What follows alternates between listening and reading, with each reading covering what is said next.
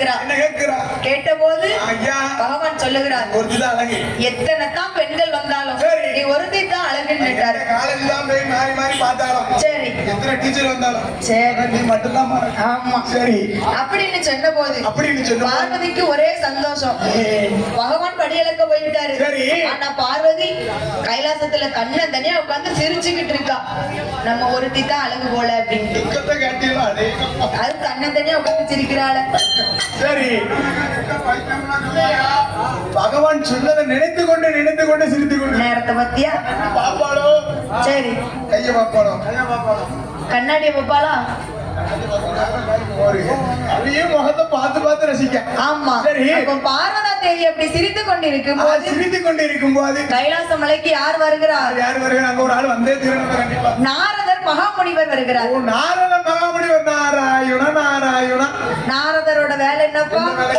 ஒரு நாளைக்கு குறைஞ்சது 3 பொய்யாச்சு சொல்லணும். பொய் சொல்லணும். இதுதான் நாரதருக்கு வேலை. ஆமா. சரி. அப்படி பொய் சொல்லலன்னு வச்சா பொய் சொல்லணும்னு சொன்னா என்ன செய்யும்? அவருக்கு வயிறால டபார் டுபீர்னு வெடிச்சிரும். வயிறு வெடிச்சிருந்தாய் அவர். ஆமா. சரி. அன்னைய நாளையில சரி 2 பொய் சொல்லிட்டாரு. சரி. இன்னும் ஒரு பொய் சொல்லணும். ஒரு பொய் சொல்லணும். கைலாசத்துக்கு போனா சரி நம்ம பொய் சொல்லிடலாம். ஆமா கண்டிப்பா கைலாசம் போனோம்னு சொன்னா ஆமா கலகம் கிடைக்கும். சரி கலகம் கிடைச்சுன்னு சொன்னா நமக்கு வாழ்வு உண்டு என்று சொல்லி சரி நாரதர் கைலாசத்துக்கு வர. கைலாச மலையில ஏறி கொண்டு இருக்கும் போது ஒண்ணுமா என்ன கைலாச நாரதர் பொய் சொன்னாங்க சொன்னா ஏதாவது நன்மையில முடியும். அந்த பூலகத்துல நாரதர் இருப்பாங்க. பொய் சொல்லி நாரதர் தெருவுக்கு 2 நாரதர் இருப்பாங்க. CCTV camera. சரி தீப்பெட்டி இல்லாம சண்டால பதவிக்கு தீப்பெட்டி வச்சிருவாங்க. அதான் யாமனு கேட்கணும். எதுக்கு?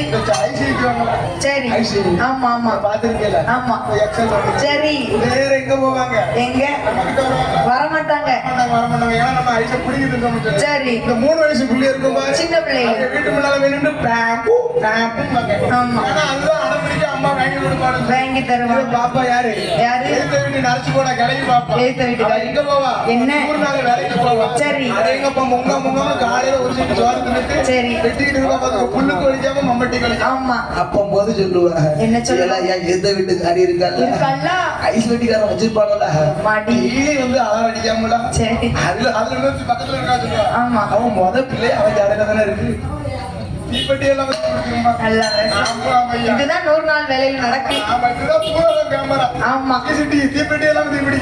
அது சரி. அப்ப நாரதர் மகாமுனிவர் என்ன சொல்லுங்க? கைலாச மலையில ஏறிக்கொண்டிருக்கும் போது கீழே இருந்து சிரித்த சத்தம் கேக்கு.